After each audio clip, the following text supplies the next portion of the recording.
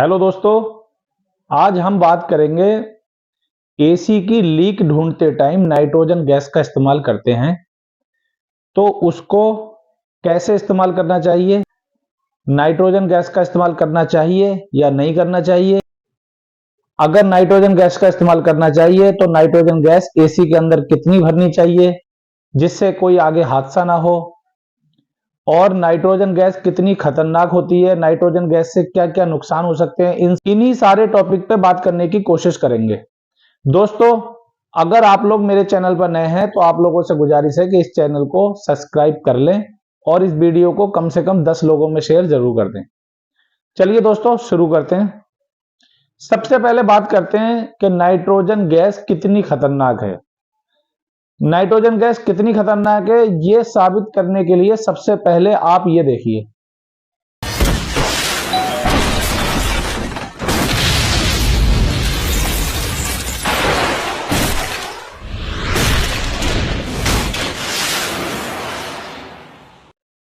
जैसे कि आपने देखा कि नाइट्रोजन गैस का सिलेंडर कितनी तेजी से भागा। एकदम नाइट्रोजन सिलेंडर एक बम है समझ लो, इसलिए इस नाइट्रोजन सिलेंडर का इस्तेमाल अगर एसी में वाकई ही जरूरी पड़ रहा है तो बहुत ही सावधानी से करना चाहिए।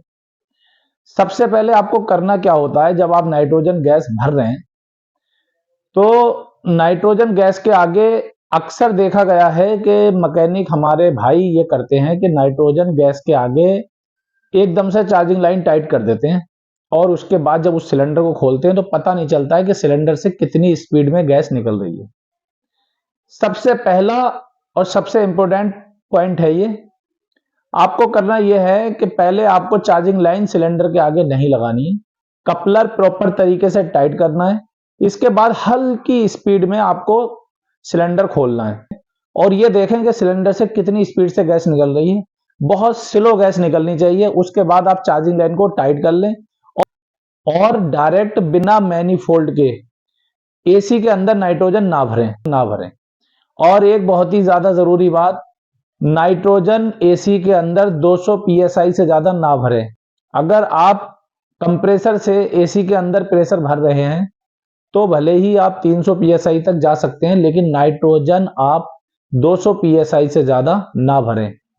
अब अगर मेरे कुछ भाइयों को ये लग रहा होगा कि ये सब बकवास और बेकार की बात है, हम तो 300 भर देते हैं, हम तो 400 भर देते हैं, हम तो 500 भर देते हैं, तो मेरे भाई इस चीज का प्रूफ करने के लिए आप ये वाली वीडियो देखिए। स्वागत है। बड़ी खबर जयपुर से है। यहां गांधीनगर थाना क्षेत्र के एक अपार्टमेंट में एसी कंप्रेसर में धमाके से एक मैकेनिक की मौत हो गई। धमाका उस वक्त हुआ जब AC mechanic nitrogen gas AC के कंप्रेसर में डाल रहा था। उसी दौरान गैस का प्रेशर ज्यादा बढ़ गया और धमाका हो गया। धमाका इतना तेज था कि वसंत नाम के मैकेनिक को संभलने का मौका नहीं मिला और उसकी मौके पर ही मौत हो गई। हादसा जयपुर के गांधीनगर थाना क्षेत्र में एक अपार्टमेंट के फर्स्ट फ्लोर में हुआ। धमाका इतना जबरदस्त था कि फ्लोर का फर्श टूट गया और दीवारों में दरार तक आ गई। ये नाइट्रोजन सिलेंडर है और इसमें दोस्तों, नाइट्रोजन गैस हुई, चाहे कंप्रेसर से प्रेशर भरने की बात आई, चाहे किसी भी एंगल से आप एसी के अंदर प्रेशर भर रहे हैं।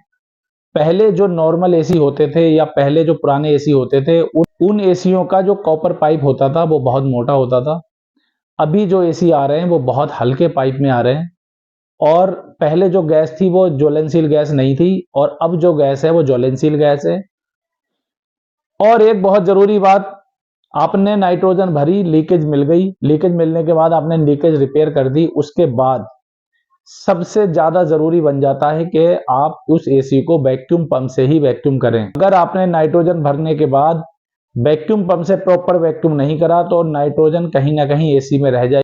जब आप गैस डालेंगे तब उस गैस के साथ वो नाइट्रोजन रिएक्शन कर सकती है और एसी आपका ब्लास्ट कर सकता है। दोस्तों, नाइट्रोजन गैस को हल्के में ना लें, ये बहुत ही खतरनाक गैस है।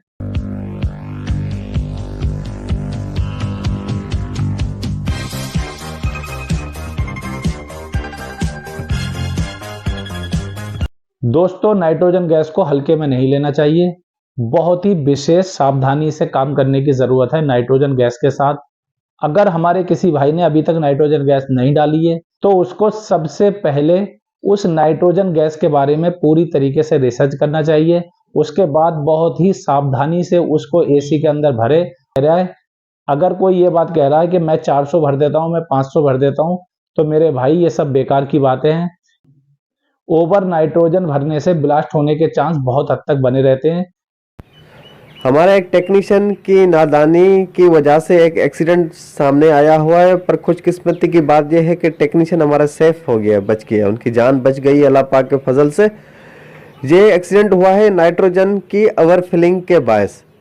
नाइट्रोजन सिलेंडर जब यूनिट में टेस्टिंग के लिए दिया गया, एक तो नाइट्रोजन सिलेंडर पे रेगुलेटर नहीं लगा हुआ था, और दूसरी बात यह कि नाइट्रोजन का जब प्रेशर दिया जाता है 150 psi से तक दिया जाता है, उसे 150 से ज़्यादा नहीं दिया जाता। पर जब रेगुलेटर ना होने की वजह से और नाइट्रोजन का प्रेशर जब ज़्यादा दिया गया है तो यूनिट में ब्लास्ट हुआ है, और यूनिट जैसे ही रन हुआ है तो उस टाइम पे ब्लास्ट हुआ है यूनिट में, और बड़ा ही खतरनाक किस्म का ब्लास्ट हुआ है। आप देख सकते हैं यूनिट की वीडियो तो नहीं बन सकी थी, पर कुछ तस्वीर आपके साथ शेयर करने जा रहे हैं। शेयर करने का मकसद सिर्फ यही है, तमाम टेक्नीशियन दोस्त हजरात से यही रिक्वेस्ट है कि अपनी जान का ख्याल कीजिए और उसके बाद माल का। मेरे भाई ये जो नाइट्रोजन का सिलेंडर है ये किसी बम से कम नहीं है, इसलिए बहुत ही सावधानी से काम करो। जान है तो जहान है। मेरे द्वारा दी गई जानकारी अगर आपको किसी हद तक समझ में आई हो तो इस वीडियो को कम से कम 10 लोगों में शेयर जरूर कर दें, और अगर आप आगे इस तरीके की वीडियो देखना चाहते हैं तो चैनल को सब्सक्राइब भी जरूर कर लें।